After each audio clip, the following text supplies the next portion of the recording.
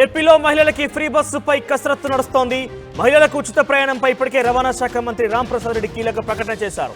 ఎటువంటి పొరపాట్లు జరగకుండా పూర్తిగా అధ్యయనం చేసి లోతుగా దీనికి సంబంధించి పరిశీలించి దాని త్వరలోనే ప్రారంభిస్తామంటూ రాంప్రసాద్ రెడ్డి చెప్పడం జరిగింది. ఇప్పటికే తెలంగాణ, కర్ణాటక రెండు రాష్ట్రాల్లో కాంగ్రెస్ పార్టీ ప్రభుత్వం అధికారంలో ఉంది.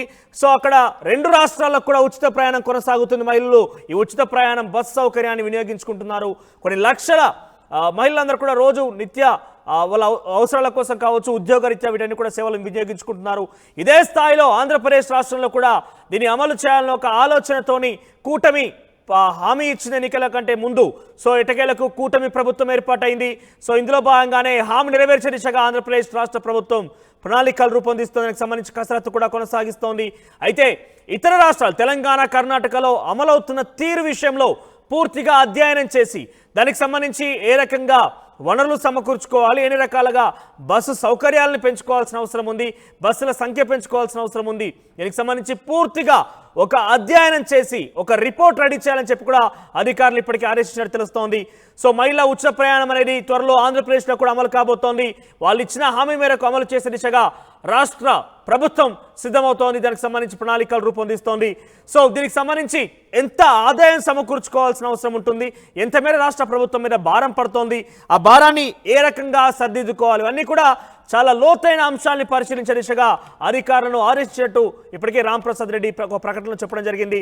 సోరల్గా ఇప్పటికే తెలంగాణ, కర్ణాటక రెండు రాష్ట్రాల్లో కూడా ఈ ఫ్రీ బస్ అమలవుతోంది.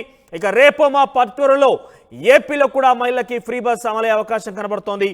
ఎస్, త్వరలోనే ఏపీలోని మహిళలు కూడా ఫ్రీ బస్ సేవలు వినియోగించుకోబోతున్నారు. దానికి సంబంధించి ఒక కీలకమైన ప్రకటన రవాణా శాఖ మంత్రి రాంప్రసాద్ రెడ్డి చేశారు. ఎస్, ఆర్టీతో కూడా ఎక్స్క్లూజివ్గా రాంప్రసాద్ రెడ్డి ఏం మాట్లాడారో చూద్దాం. శతాబ్దాల తర్వాత మొట్టమొదటిసారి రాయచోటికి మంత్రి పదవి దక్కింది. అది కూడా మండిపల్లి రాంప్రసాద్ రెడ్డికి మంత్రి పదవి దక్కడం పట్ల కూడా రాయచోటి ప్రాంత వాసుల్లో కూడా ఆనందోత్సాహాలు వ్యక్తం అవుతున్నాయి. అదేవిధంగా ఆయనకు మంత్రి పదవి దక్కడం ఎలా భావిస్తున్నటువంటి విషయం ఆయన్ని అడిగి తెలుసుకున్నట్టు చెప్పండి అన్న. చాలా సంతోషంగా ఉందండి. నాకు చంద్రబాబు నాయుడు గారి నాయకత్వంలో పనిచేసే అవకాశం రావడం, అలాగే స్వాతంత్ర్యం వచ్చిన తర్వాత మొట్టమొదటిగా రాయచోటి నియోజకవర్గం నుంచి ఎన్నికైన ఎమ్మెల్యే ఫస్ట్ టైం మంత్రివర్గంలో చోటు తగ్గడం, ఇది మన ప్రాంత ప్రజలు చేసుకున్న అదృష్టము.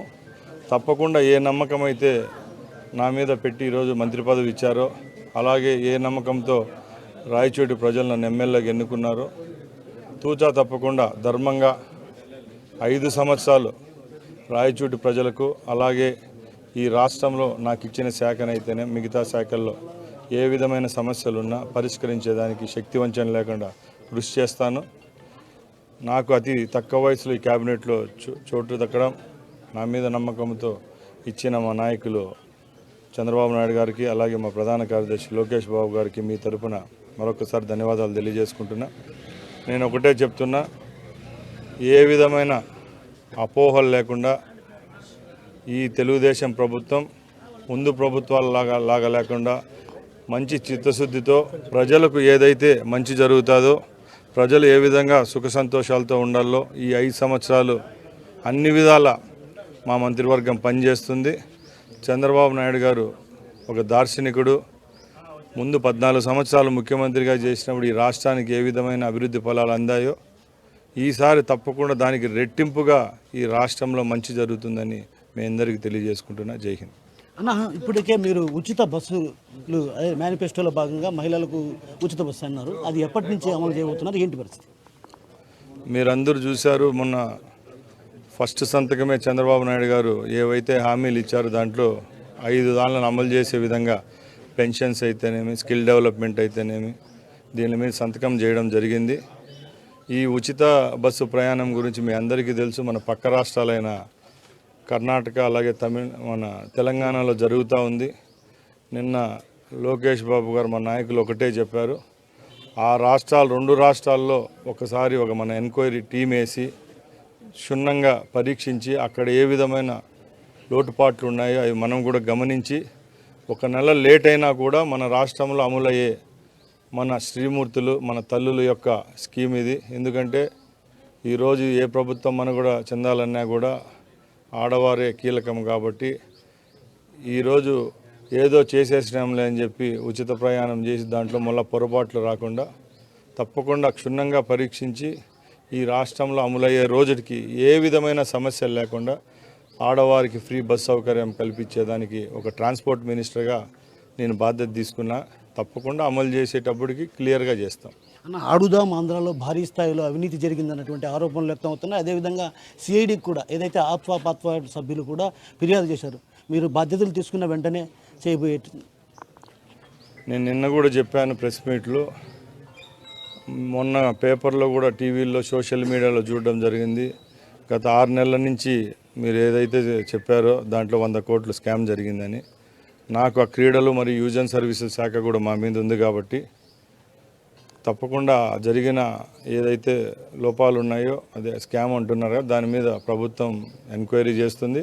అలాగే అవే పథకాలు కాకుండా కానీ రేపు తెలుగుదేశం ప్రభుత్వంలో యువతకు ఏదైతే మేలు జరుగుతుందో, ఏ విధమైన ఈ కార్యక్రమాలు చేపట్టాలో మేము ఒక కమిటీ వేసుకొని మన రాష్ట్రంలో అన్ని విద్యా సంస్థల్లో, ప్రైవేట్ మరియు గవర్నమెంట్ విద్యా సంస్థల్లో నైపుణ్యంగా ఎవరైతే శిక్షణ ఇస్తారో అది కూడా వాళ్ళకు మానసికంగా శారీరకంగా ఉపయోగపడుతుంది స్పోర్ట్స్ అనేది. దాన్ని ఒక క్లాస్గా చేర్చేదానికి కూడా ఈ ప్రభుత్వం చర్యలు తీసుకునే దానికి ముందుంటుంది.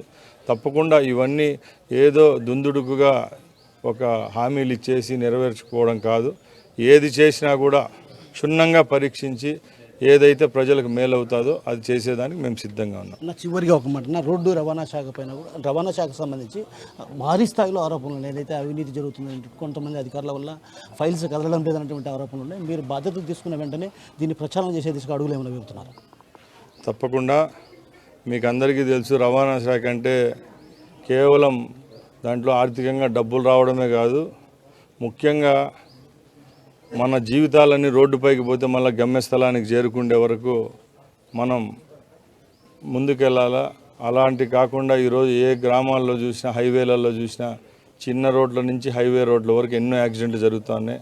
ముఖ్యంగా నేను కూడా మా తండ్రి గారిని కోల్పోవడం కూడా యాక్సిడెంట్లు కాబట్టి తప్పకుండా రాబోయే కాలంలో వచ్చే 5 సంవత్సరాల్లో ఈ రాష్ట్రంలో ఎంత తక్కువైతే అంత యాక్సిడెంట్లు తగ్గించేదానికి రోడ్డు ట్రాన్స్పోర్ట్ మినిస్టర్గా మేము చర్యలు తీసుకుంటాం. ఇది ఒక రోజులో జరిగే చర్య కాదు. ప్రభుత్వం ఎన్ని చర్యలు తీసుకున్నా కూడా అవగాహన అనేది ఉండాలి వాహనదారికి. కాబట్టి తప్పకుండా అందరికీ వాహనాలు ఎవరైతే నడుపుతారో వాళ్ళందరికీ ఒక అవగాహన సదస్సులు ఇలాంటివి చేసి తప్పకుండా రాబోయే కాలంలో అయితే శక్తి వంచన లేకుండా ఎన్ని మినిమైజ్గా చేయగలుగుతాం అది చేసేదానికి చేస్తాం. ఏదైతే మంత్రి పదవి దక్కడం తాను హర్షించదగ్గ విషయం. ఎందుకంటే ప్రధానంగా రవాణా శాఖలో జరగాల్సినటువంటి మార్పులు, అదేవిధంగా ప్రక్షాళన కూడా త్వరలో చేయబోతున్నాం అన్నటువంటి విషయాన్ని మనతో పాటున్నటువంటి మంత్రి రాంప్రసాద్ రెడ్డి గారు చెప్తున్నారు. కెమెరా పర్సన్ నాగేశ్వరరావుతో కిషోర్, RTV, రాయచోటి నుంచి.